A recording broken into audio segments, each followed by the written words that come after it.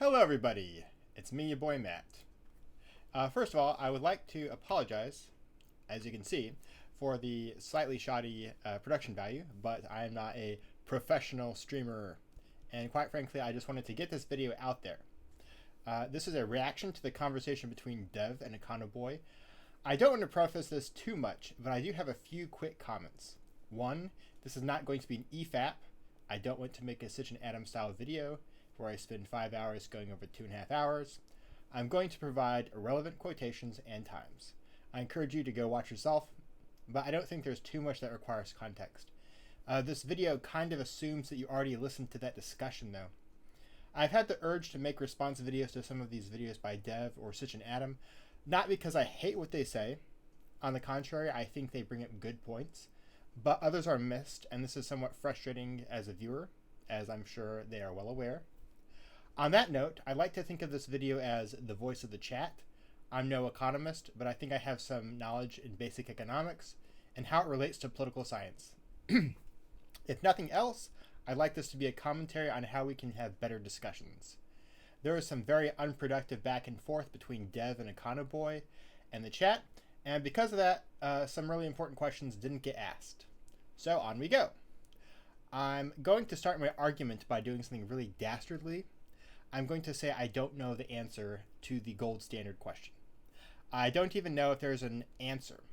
I'm going to try to address some of the individual questions about the gold standard, but these questions would require academic levels of research. As I said, I like this to be not so much a criticism of the positions that were taken as much as a criticism of the discussion, so that the two people involved, Dev and Econoboi, can do better in the future, and so that especially Econoboi can maybe clarify their position for all of our benefit. Because I am mostly responding to individual quotations somewhat piecemeal, I figured it would be best to summarize the positions in points. Econoboi is a proponent of fiat currency and opposes the gold standard, and many of the chat have criticisms of fiat currency and or support the gold standard. Econoboi's arguments against the gold standard are that it causes inflexibility in economy, that it causes deflation, and that it causes, in general, more common economic crises. The arguments against fiat currency, which I will somewhat represent here, are that, first of all, it is an excuse, a cover, a smoke shield for Keynesian economic theory and policy, that it allows for massive deficit spending and allows for irresponsible and politically expedient monetary policy.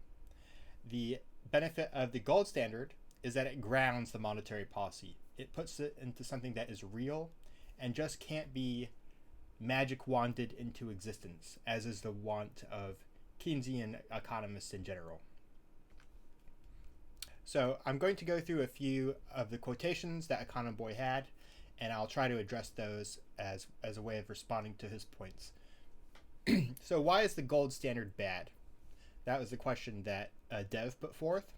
The gold standard is bad because it creates a level of inflexibility in the economy when all else equal, you'd prefer the economy to be as flexible as possible. In order to amend itself with regards to changing circumstances, right, so that's one thing. A gold standard is rigid. And some people think that's a good thing. Money's worth this amount of gold always, and that's a good thing. But it ends up creating rigidity in the economy that you don't really want. So that was Econoboi's response. And I'm going to start off easy on Econoboi. I'm not going to criticize what he's saying here, but I will criticize how he's saying it. I think he's being far too vague and general with this explanation. I think economics, despite sometimes being non-intuitive, usually has mechanisms that can be explained, and he really didn't explain any mechanism here. Maybe he didn't know what the subjects were going to be beforehand, maybe he wasn't prepared for that, and that's something maybe he and Dev could have prepared for better. Maybe Dev ambushed him with a gold standard because Dev is a dirty gold supporter. For my part, in my reading, I found a few scenarios in the usage of the gold standard that had to do with exchange. Maybe that's something that could be expanded upon. But this is a huge problem. I saw very little direct evidence blaming the gold standard for certain effects. What I saw a lot of is the gold standard getting in the way of policies that people wanted to implement, i.e. Keynesianism, and then they would blame the gold standard for not letting them do that. I'd like to see Econoboi explain this with more specificity, please. Dev, I think, recognized that this was a little unclear, so he asked, when you say rigidity is bad, why is that? And Econoboi responded, you know, when an economy is very, very rigid and has very strict structures that aren't very malleable to changing technology or changing labor markets or changing geopolitical circumstances, it ends up creating a house of cards or a domino effect where you end up being very, very much unable to maintain that structure of an economy, which businesses might be relying on even though it creates instability problems elsewhere in the economy. You can look up when countries fail to meet their gold standards, so they don't have enough gold to back the currency, there's a run on the currency. In the second statement, Econoboi revisits rigidity, but, and I'm sorry to be critical, this is out of love, but this just seems like a lot of word salad to me. It sounds to me like you just tried to put a lot of factors out there without really explaining it. There's also two other big things I'd like to point out in this statement. When he says it creates a house of cards, what he means is that something really big happened, some external event occurred, and that caused problems for the economic system. And then that problem related to the gold standard, obviously. And maybe he's right in some situations. Maybe the gold standard was a problem, but it seems a little suspect to say that the gold standard couldn't adapt. Oh, and by the way, the thing it couldn't adapt to was World War I, when Britain and other countries took on massive debt for the first time to run a massive war operation. The other issue is mistaken attribution. It's kind of like when people try to argue that Christianity makes people go to war, and then they list every war Christians have been in. Likewise, if a country has a gold standard, every financial crisis is going to relate somehow to the gold standard. So it seems a little bit disingenuous to just say, oh, look here, they had a gold standard crisis, even because obviously if it's a gold standard system, the whole system is related to the gold standard. So what I'd like to do, in order to generally raise issue with this analysis, I'd like to look at the history of the gold standard. So the gold standard had a gradual introduction throughout the 1800s. The Great Britain was the first country to, or the United Kingdom I should say, was the first to establish a gold standard in 1834, and that really anchored a lot of the world economy throughout especially the early 1800s. Germany adopted a gold standard in 1871, and that was really the beginning of the international gold standard. And the US officially began theirs in 1879, but there was some period of decades before that when obviously gold has been used in some way or another, for decades, centuries beforehand, right? So you had varying levels of usage and dependency on gold, but if we're talking about official usage, we didn't start using it officially until 1879. So we really have a very short period that we're looking at here of a true gold standard. So what we saw is that we had gold usage, but not a gold standard in the 1800s. And then later in the early 1900s, we had a gold standard, but less gold usage. So as I said before, the UK suspended the gold standard to finance World War I.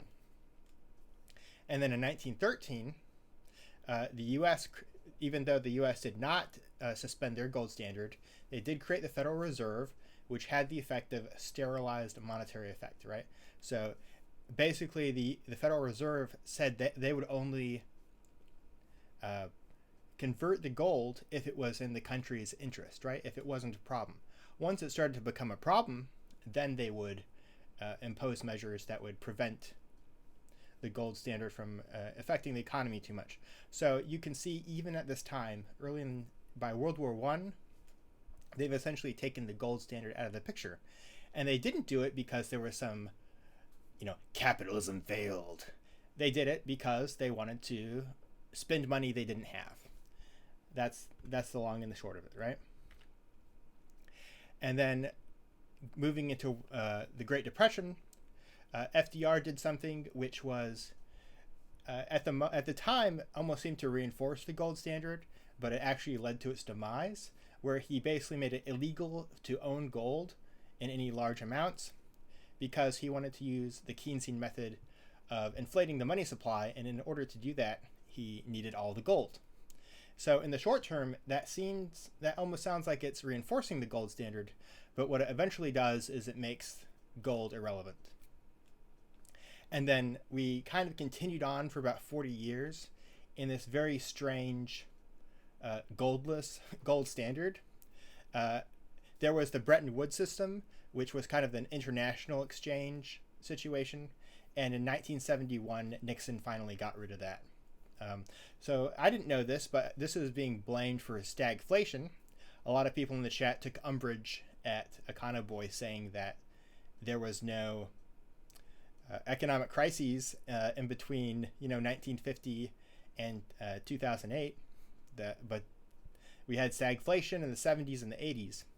And I'm going to give Econoboi the benefit of the doubt here, because it would seem that it would be bad if we go off the gold standard and suddenly we have stagflation. That would be a point in my favor, in the gold standard favor. But like all these other things, nothing is in a vacuum. There's all these other criteria and factors going on. So just some food for thought there. So if we look at these two things, I don't think that this supports his thesis. I don't think that we left the gold standard because we couldn't keep up with changing geopolitical circumstances. Well, unless you mean the geopolitical circumstances where we want to go to war. Governments want a lot of money they don't have, so they really need to make money out of nothing, right? And the gold standard does get in the way of that. The second argument he makes is deflation. And it also creates a lot of deflation, and for those that don't know, it's just when prices go down in an economy, right? And that might sound good originally. Oh, what's so wrong with that? Well, the issue with long-term deflation or with inconsistent prices in general, which you saw in the gold standard, where it'd be like a huge period of deflation followed by a huge period of inflation, fundamentally it's unstable. What's good for business is overall stability, and that's in every sense of the word. The gold standard is not a very stable way to manage prices or the value of a currency. There's some interesting phrases here. I think when you say it's not a very stable way to manage prices or the value of a currency, I think that's absolutely right. I think that's not what the gold standard does. That's what modern monetary policy does, is try to manage the prices of the value of the currency. What gold does is it ties those prices and the value of the currency to the gold, right? But let's take a look at this, right? So like I said, the gold standard came slowly and in fits and starts, and we didn't truly begin going on the gold standard until 1879. But from 1873 to 1879, you could say that we were sort of in the mix. We were kind of transitioning to a gold standard. And this was one of the largest, pretty much the largest period of deflation in U.S. history. We had 3% deflation from 73 to 79 every single year. But this was at a time even of large national product growth, so it's kind of debated about whether or not this was a depression or whether or not there was strong growth in this period. Now, 3% deflation a year sounds like a lot, but I'd like to remind you that we've been told for the last 30 years that 2% inflation is as good as it gets. That's perfectly fine, right? So 3% deflation doesn't sound like it's going to break the bank, right? It doesn't, especially since deflation tends to slightly favor the consumer, right? The little guy, right? And of course, from 1930 to 1933, the Great Depression, we had 7% yearly deflation, but that's a very complex subject, so I won't get into that. Sorry, just checking my notes here.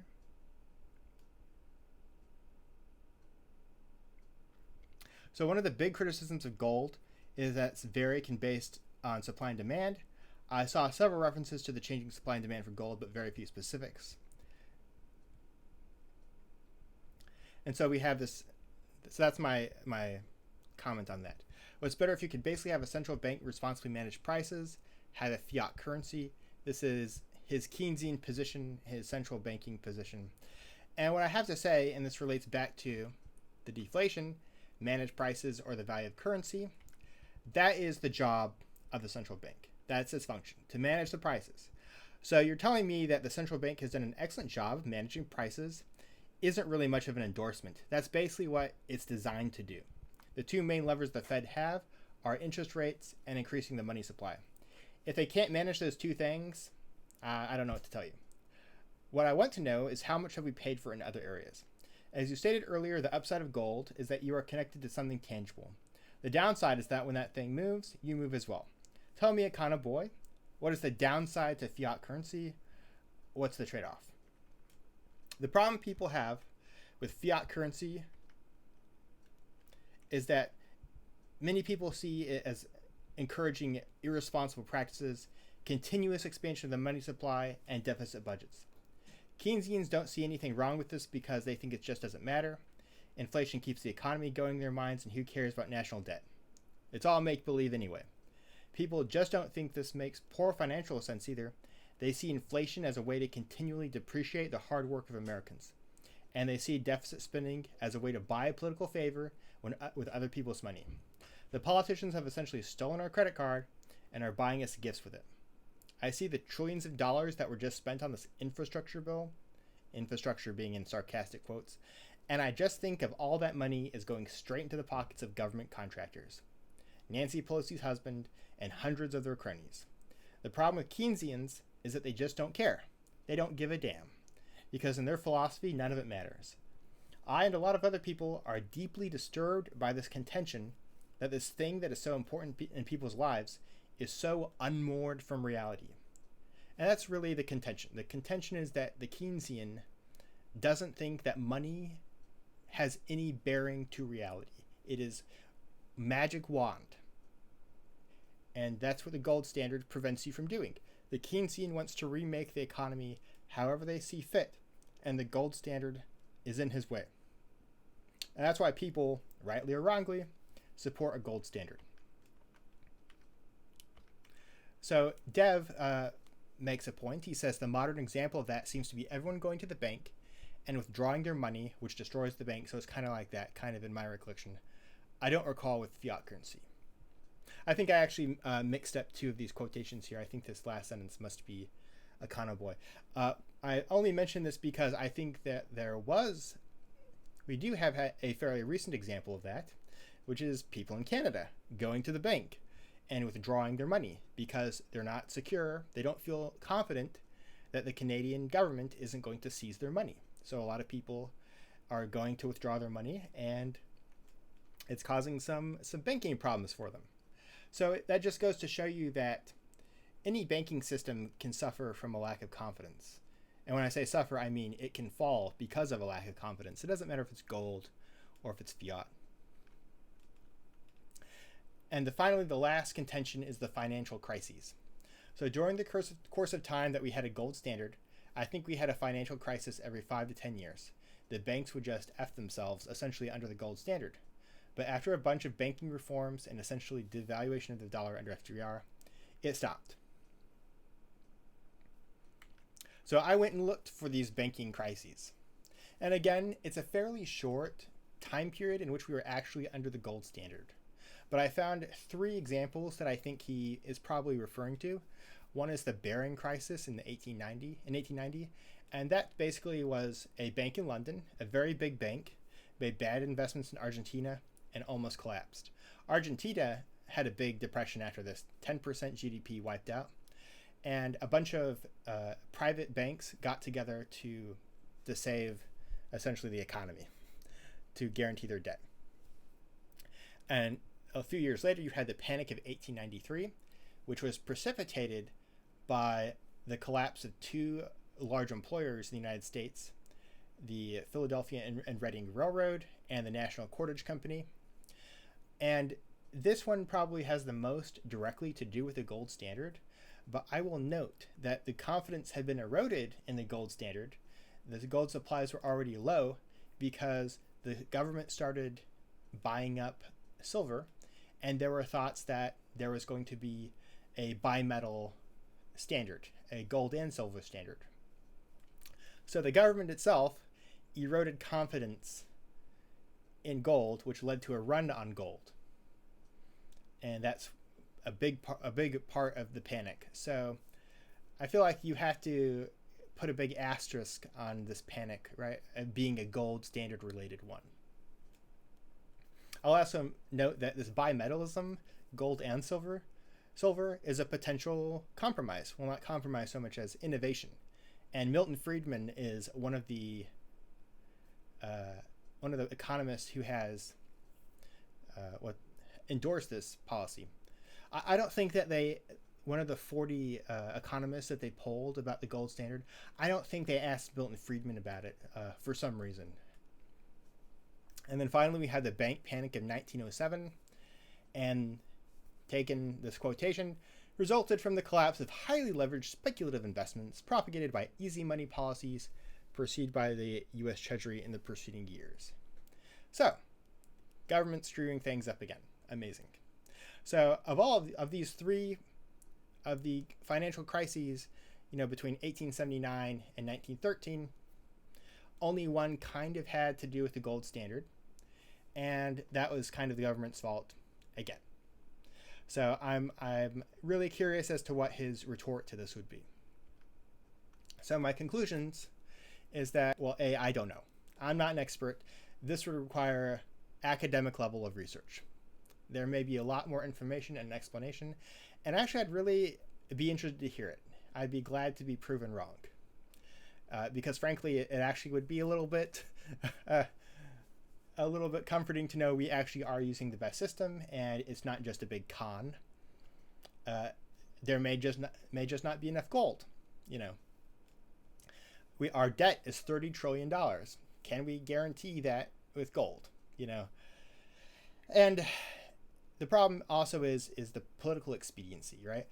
Gold may have been the best system, but can we get back there from now, right? We probably wouldn't have $30 trillion in debt if we were still on the gold standard, but here we are, right? And there's also trade-offs between stability and growth. Who knows? Econoboi says that the gold is more stable in the short term, but less stable in the long term.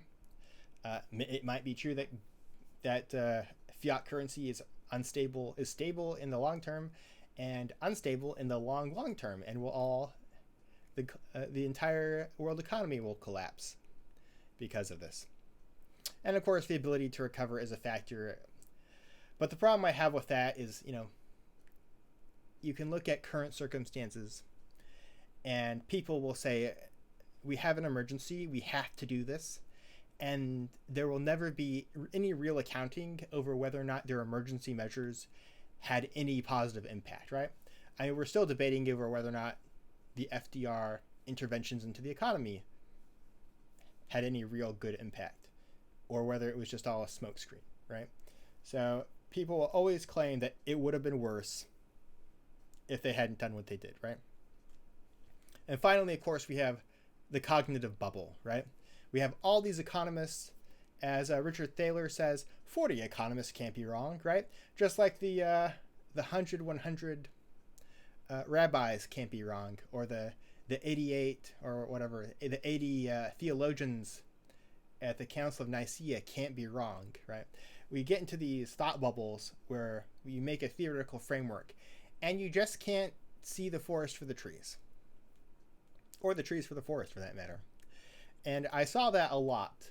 When I was doing research on this, I saw a lot of people who just kind of repeated platitudes and said, the gold standard is bad because it's bad.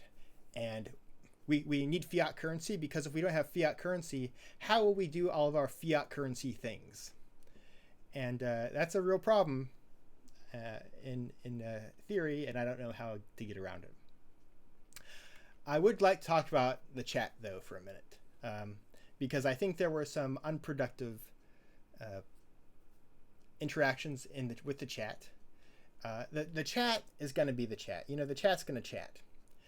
And the problem with the chat is that it can really only think one thought at a time, right? It can only sort of put forth one idea at a time, because that's the nature of chat, right?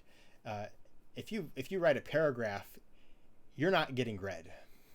You're gonna get scrolled out in 2 seconds. Nobody's gonna read your paragraph. So really, we can only answer one question at a time, and it has to be a really, really specific question. And what the chat got stuck in is the chat was trying to explain why gold was useful as a standard, right? And they went through the litany: uncorrodable, valuable, divisible, not so useful that people would want to rather use it in industrial products rather than use it as currency,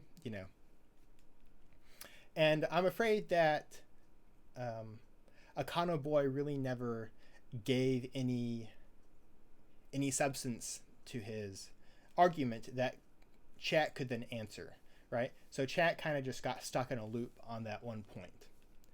That's at least which isn't chat's fault, I think, and I'm not saying it's Econoboi or dev's fault either, but it's kind of their responsibility to notice that and figure out what's the other question. And I think we'll see that in a second here, because I found a great quotation.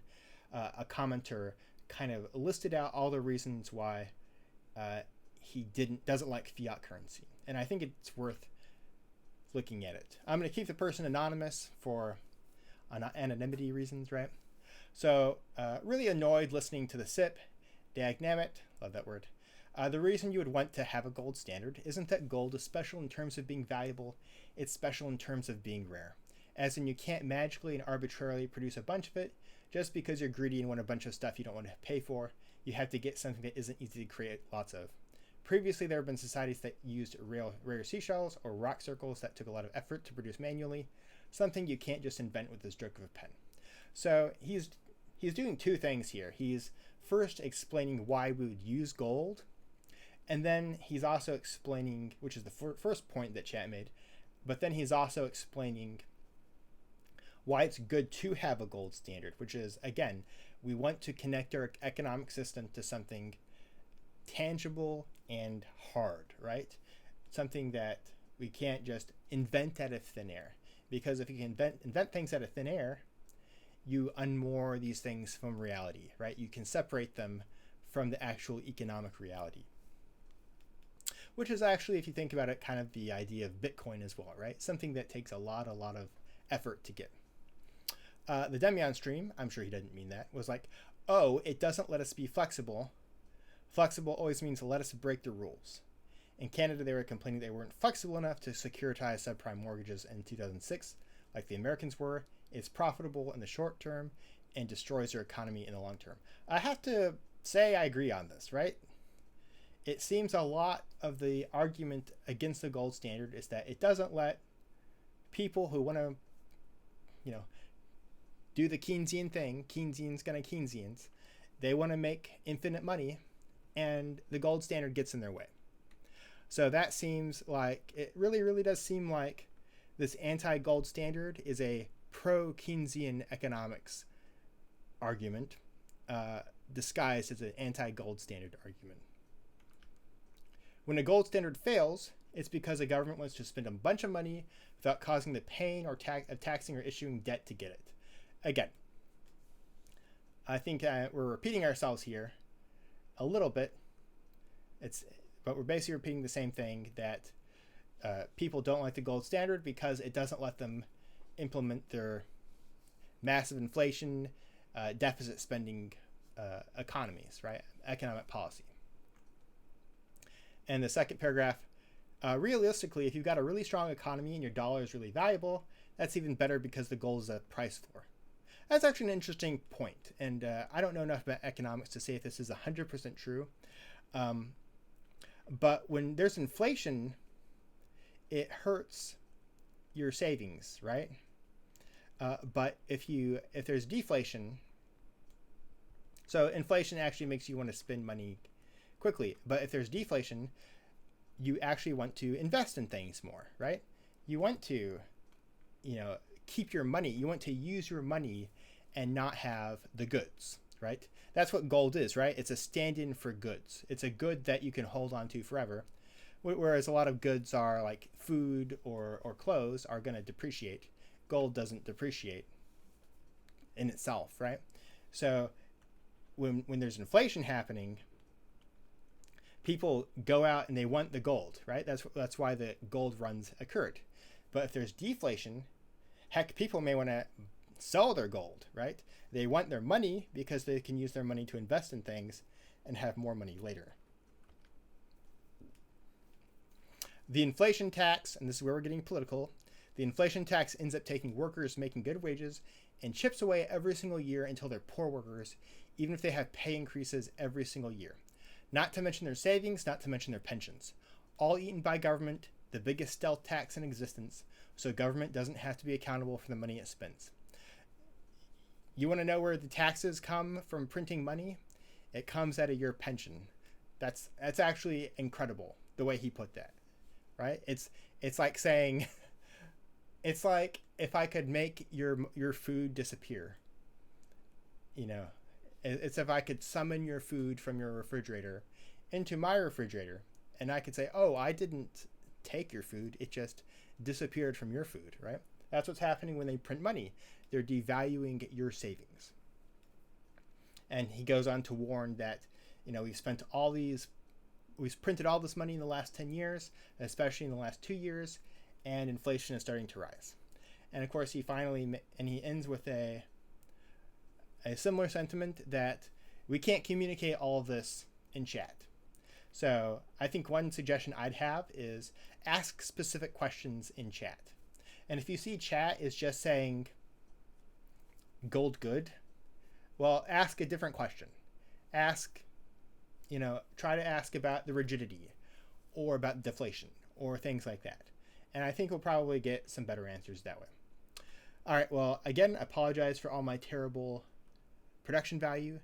I really appreciate you listening to this, and hopefully it will add some value to your life and hopefully to the streams. Thank you very much. Signing out.